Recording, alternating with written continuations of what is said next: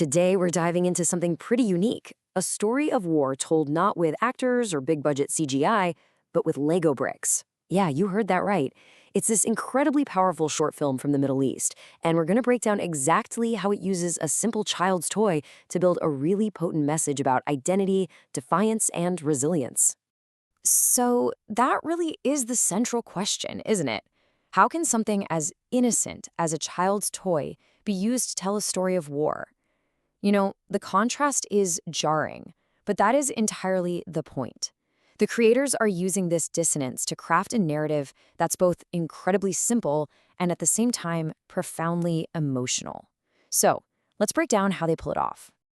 Okay, first up, a story in bricks. Every great story needs to establish what's at stake, right? It needs that peaceful beginning.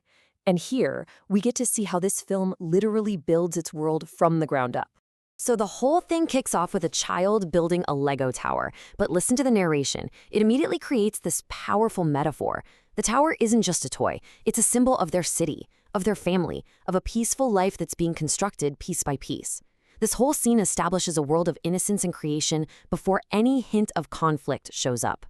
But of course, that piece is absolutely shattered in the second part of the story, which is called The Sound of Sirens. And you can see how the entire narrative just pivots on a single terrifying sound.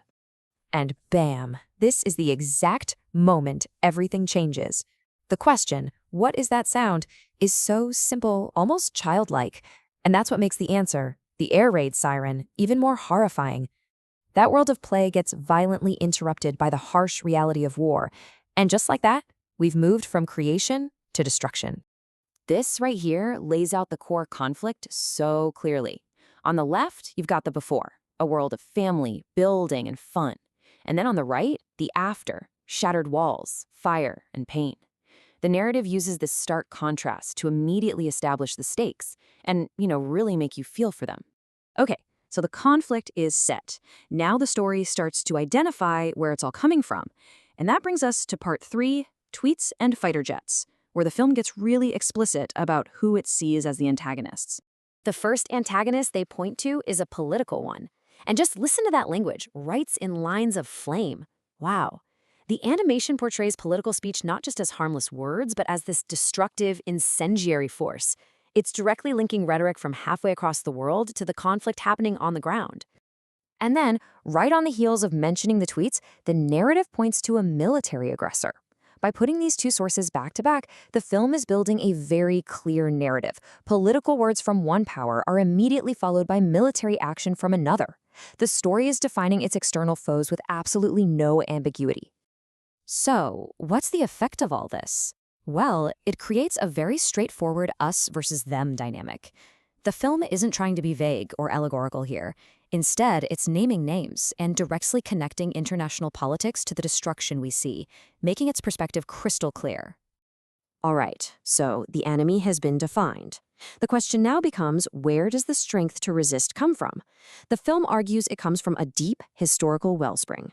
This next section is all about a kind of resilience that's rooted deep in the past. Now, this line is where the story completely reframes the conflict. It's suggesting that the current battle isn't just some isolated event. No, it's just the latest chapter in a long, continuous history of resisting foreign powers. It's a really powerful way to build a sense of timeless endurance, almost like it's their destiny. And look at how they back this up.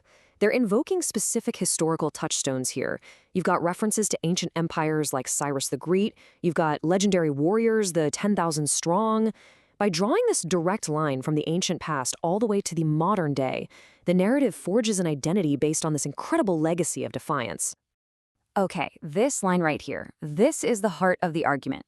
It is the thesis statement for this entire section. The message is that their identity, their right to the land, isn't written on some piece of paper. It's carved into the very earth by centuries of struggle. And that, the film argues, is what makes them truly unconquerable. This idea of an unbreakable connection to the land, it brings us to the climax of the message. In our final section, We Are Fire, the story moves beyond just endurance. This is a declaration of pure, unstoppable will. This line becomes this powerful, defiant mantra. The focus isn't even on winning a specific battle anymore. It's about an internal state of being that simply cannot be broken, no matter what happens on the outside. It's a declaration of a kind of spiritual victory. And you can feel it escalating here.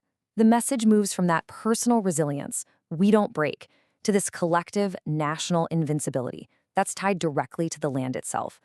The will belongs not just to the people, but to the land, suggesting this symbiotic, unbreakable bond between them. And it all culminates in this, the ultimate transformation. The people in this story are no longer just victims or even just resilient defenders. They declare themselves to be fire, an elemental, untamable, almost purifying force. It's a final, powerful assertion of identity, turning a symbol of destruction that was used against them into their own source of power. So in the end, we've walked through this incredibly complex narrative of history, politics, and identity. And it was all told with a child's toy. The story is potent, the emotion is raw, and the message is unmistakable. It really just leaves you with one final question to think about. When a story connects this deeply, does it really matter if it's told with actors, with animation, or even with little plastic bricks?